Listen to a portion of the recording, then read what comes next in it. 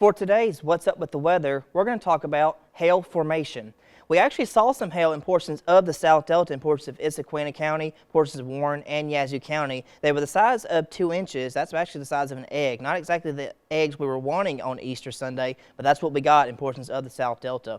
Now, all thunderstorms have an updraft and a downdraft, and that's where it begins, is with that updraft. Depending on how strong it is, will determine the size of the hail. What happens is water droplets will get forced to the top of the atmosphere, and at the top, it is usually almost always below freezing, even in the summertime. And when those water droplets reach the top of the atmosphere, they begin to freeze into the tiny little hailstones that we see when they fall. Now, the size of a hailstone is determined on how long it stays in the top of the atmosphere. The updraft is what's keeping it up there. Now, once the water droplets begin to get bigger, because other water droplets are freezing onto it, if you take a block of ice, splash water onto it, and it's below freezing, that ice is just going to get bigger. And that's what these hailstones are doing in the top of the atmosphere. As more supercooled water droplets are freezing onto contact. Now, once the hailstone becomes too heavy for the updraft to support it, or the updraft just completely weakens altogether and we have nothing but the downdraft, that's when the hailstone begins to fall. And they can be damaging.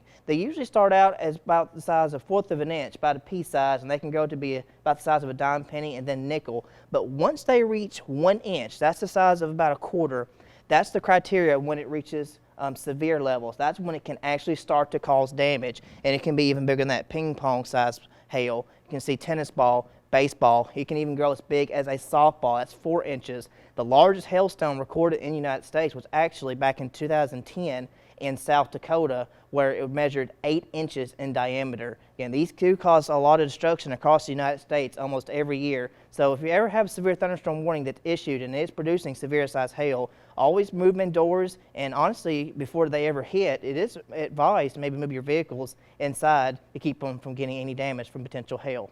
For What's Up with the Weather, I'm meteorologist Chase Ward.